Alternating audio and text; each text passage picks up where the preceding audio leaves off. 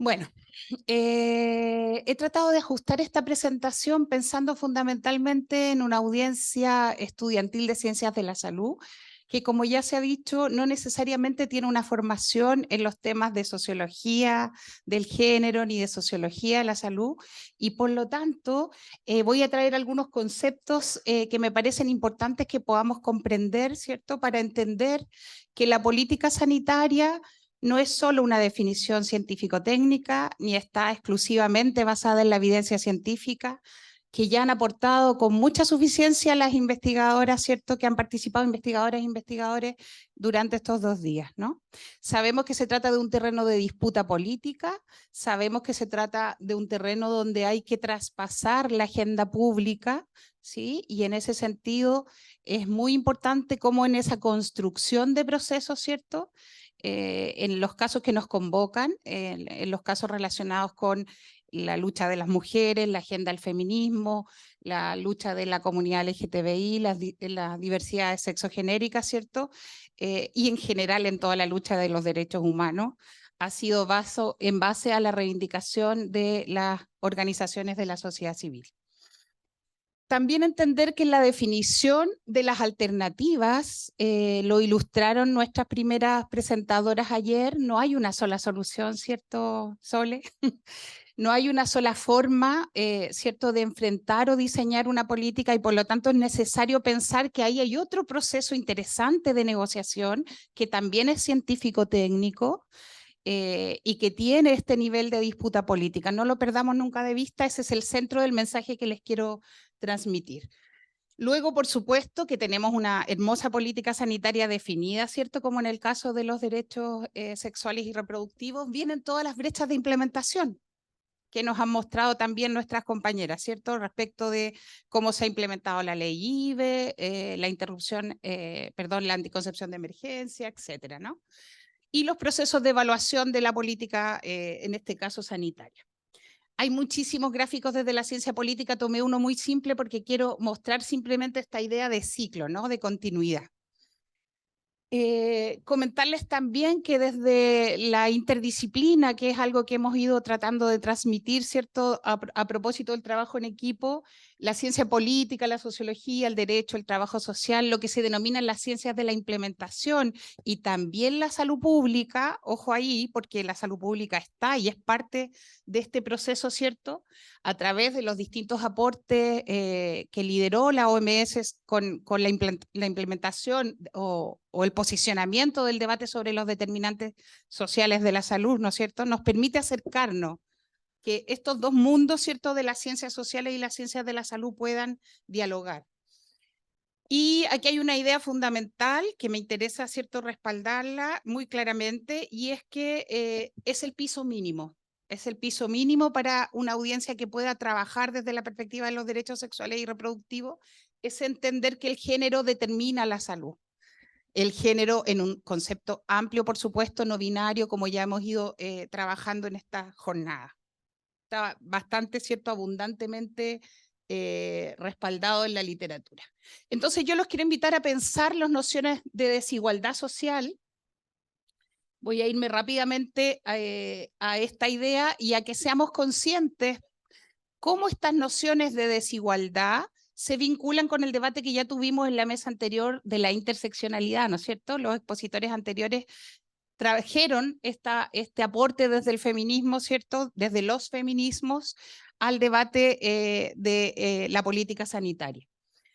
Cuando nosotros comprendemos la desigualdad social como estructural, que es algo que se ha dicho en nuestro espacio de debate, ¿cierto?, entendemos que existe una asignación que es social, pero que también es institucional y que concede un determinado rayado de cancha, ¿cierto?, ventajas y desventajas a las personas que afectan nuestras libertades reales, ¿no? La colega Heidi planteaba esta libertad de las mujeres para decidir sobre nuestras necesidades o nuestros deseos en términos de la fertilidad, por ejemplo. Hay muchas de esas decisiones que están afectadas por las decisiones de contexto, por las condiciones de contexto. Y esas son acciones, estados o características que tienen un origen natural, y vamos a cuestionarnos todo lo natural, no tenemos tiempo para entrar ahí, pero natural y cultural, ¿cierto? Pero también y sobre todo muy fuertemente social.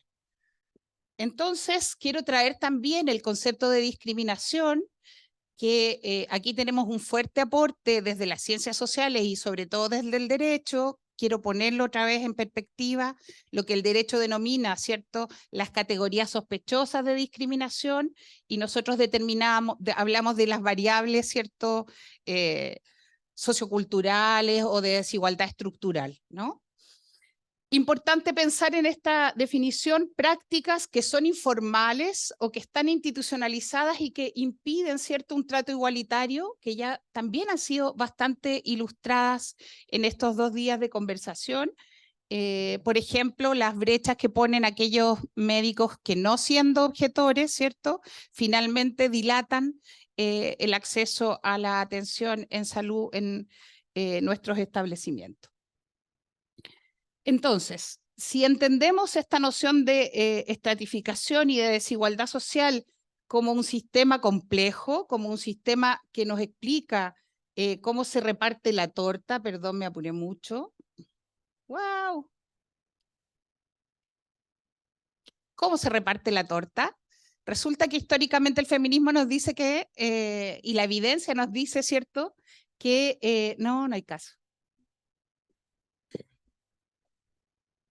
Nos dice que tenemos una distribución que es desigual para las mujeres y los grupos y colectivos, ¿cierto?, de las diversidades sexogenéricas.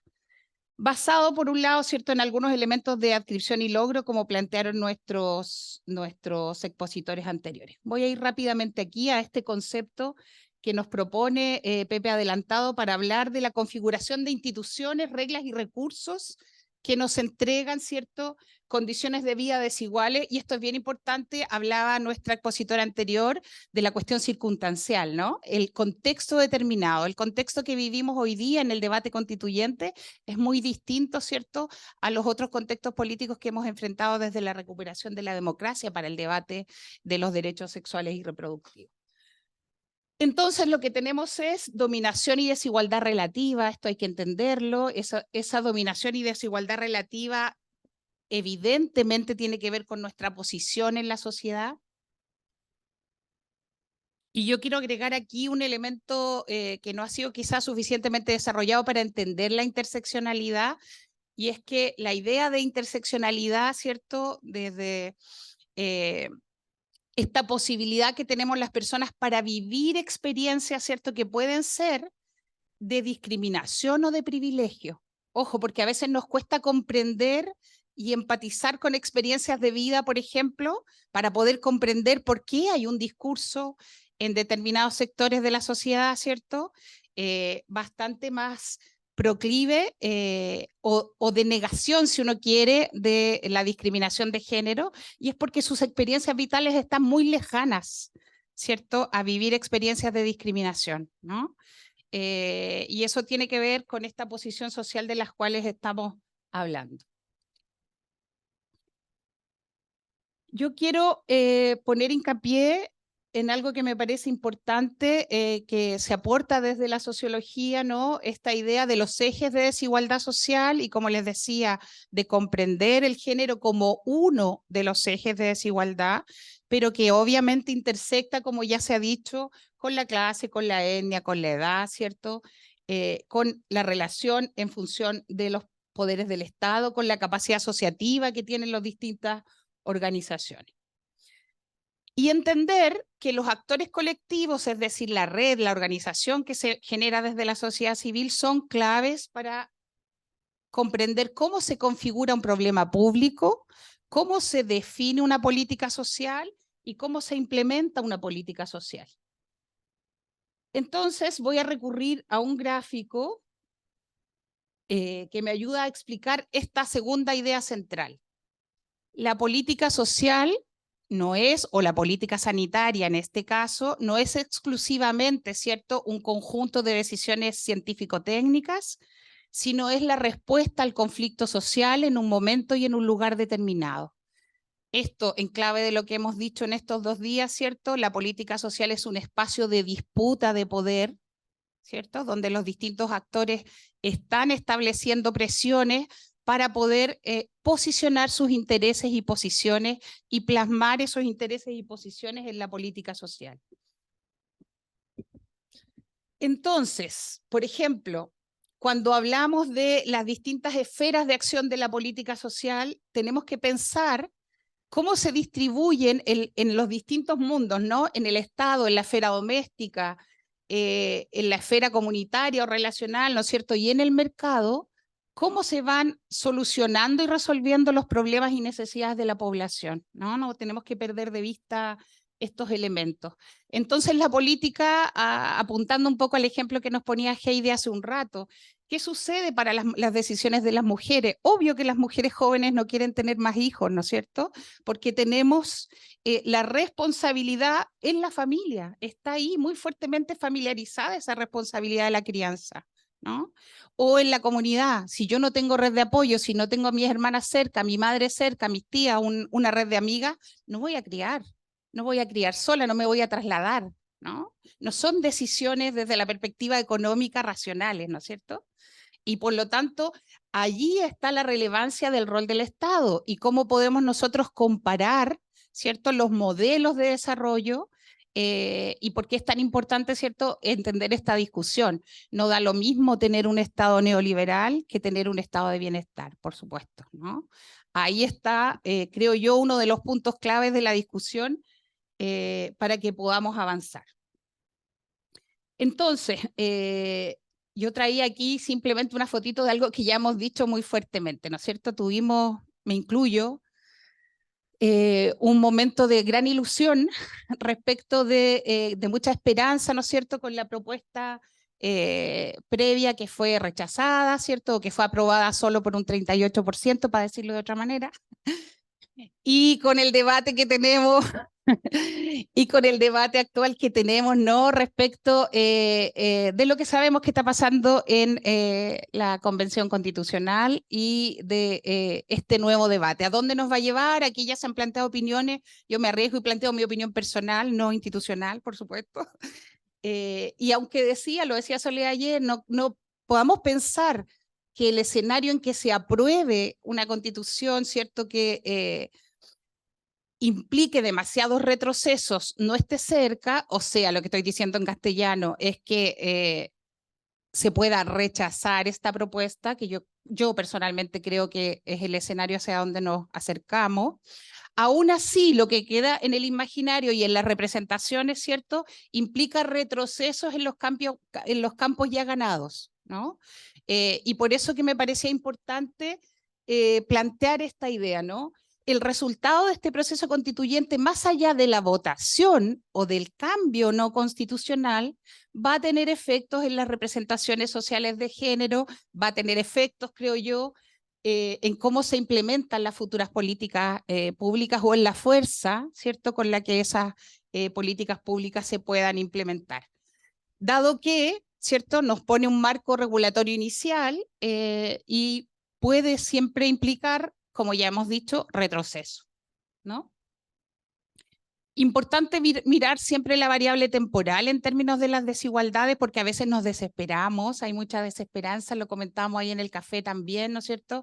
O nos llevamos el peso de la responsabilidad a nivel de una institución o de un poder del Estado, y tenemos que comprender que cuando hablamos de estas desigualdades estructurales hablamos de, ¿cierto?, muchísimos años para estructurar una determinada forma, ¿cierto?, de distribución del poder. En el caso del expositor anterior nos hablaba, ¿cierto?, del pueblo mapuche, de las etnias, etcétera. Y también nosotros tenemos que decirlo desde el género, desde las mujeres y desde las disidencias sexogenéricas, ¿no? Entonces, entender y mirar esta política que tenemos hoy día. ¿Quién me dice cómo voy de tiempo? Ya. ¡Ay, gracias! Nunca lo había visto. No, queda menos. Eso no es 5, ya, ok. Tenemos una política, ¿no es cierto? Tenemos unos hitos y unos antecedentes. Tuvimos la posibilidad ayer de escuchar de primera fuente, ¿cierto?, desde una de las protagonistas, algunos de estos hitos que están plasmados en la política, los buscan, están ahí, ¿cierto? Y esta política que tenemos desde el año 2018, ¿no es cierto?, que plantea una definición en papel, que yo diría, pese a las cuestiones que nos planteaba Soledad y que solo conocen los técnicos o quienes han estado en esa labor de incidencia inicial, en general las políticas sanitarias son correctas técnicamente o están bien planteadas o consideran todos los enfoques o nos hablan, ¿cierto?, de los principios, etcétera. El problema parece no estar allí, el problema no está en el papel, parece, ¿no?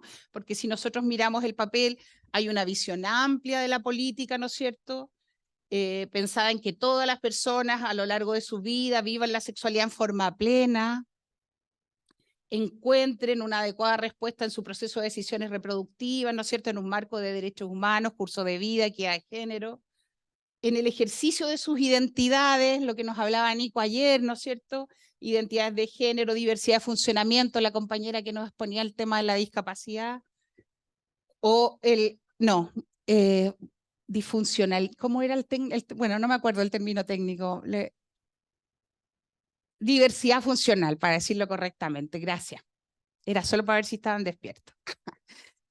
Y luego en los enfoques, esta política también es muy rigurosa en los enfoques. Habla del enfoque de derechos humanos, del desarrollo humano, del curso de vida, del género, respetuosos de esa diversidad, de la interculturalidad y por supuesto del eslogan de los determinantes sociales de la salud. Hagámonos cargo del territorio, hagámonos cargo de esas estructuras, tengamos diagnósticos territoriales locales, ¿cierto?, para poder tener intervenciones sanitarias exitosas en cada uno de esos contextos, como nos planteaban nuestros colegas hoy día, la propia realidad de las universidades. Voy a pasar muy rápido porque esto tiene que ver con la política, simplemente les voy a decir esta idea, ¿no es cierto? El papel es muy bonito. Hay investigación, recuperé un trabajo de Javiera Cubillos, ¿no es cierto?, que nos habla de una tesis de falta de voluntad política. Ella hace una mirada entre el periodo del 2000 y el 2018 de los énfasis, con una lógica, ¿cierto?, y una tesis inicial bastante clara, que en función, ¿cierto?, de los lineamientos del gobierno de turno puedan existir mayores énfasis o avances en derechos sexuales y reproductivos y podemos ver, criticar más o menos quién hizo y cuáles eran las estructuras de oportunidades que tuvieron cada uno de los gobiernos, ¿cierto?, a partir de la recuperación de la democracia, ¿no? Sin embargo, lo que yo quiero traerles hoy día como reflexiones para el debate es una mirada un poquitito más de mediano plazo y también, ¿cierto?, en esta idea del rol de los actores políticos, una primera reflexión que a mí me parece básica, ¿cierto?, para no perder la esperanza, porque si no, la perdemos.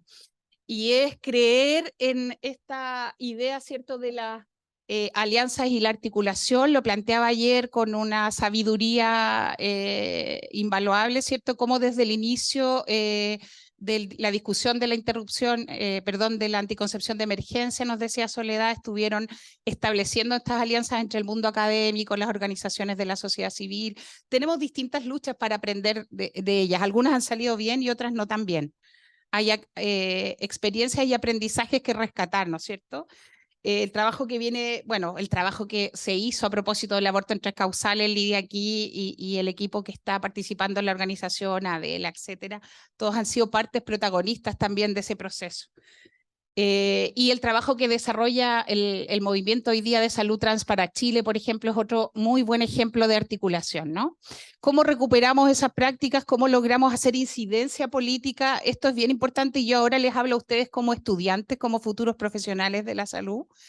El Estado no es neutro en términos de género, nunca lo es, y nosotros como personas y como profesionales no podemos ser neutros. Esto es bien importante porque hay que revisar, y ahora sí, Heidi, lo prometo, esta última pregunta que me hago, ¿no? ¿Cómo permeamos enfoques de derechos humanos, enfoques de género y diversidad sexogenérica y de derechos sexuales y reproductivos en los equipos de salud?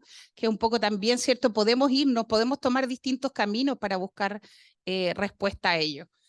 Yo creo que podemos aprender, como les decía, desde esta experiencia. Me parece interesante un trabajo que viene haciendo la colega María Soledad Asensio Cortés, ¿cierto? A propósito del estudio que ella hace en su tesis doctoral, comprendiendo cómo el Estado de Chile ha incorporado la perspectiva de género y la transversalización en el Poder Ejecutivo, ¿cierto? Mirando cómo el Ejecutivo se hace cargo, y ella plantea la importancia de los discursos, las estrategias, sobre todo la estrategia de transversalización de género, pero también las formas de interacción en términos de las instituciones.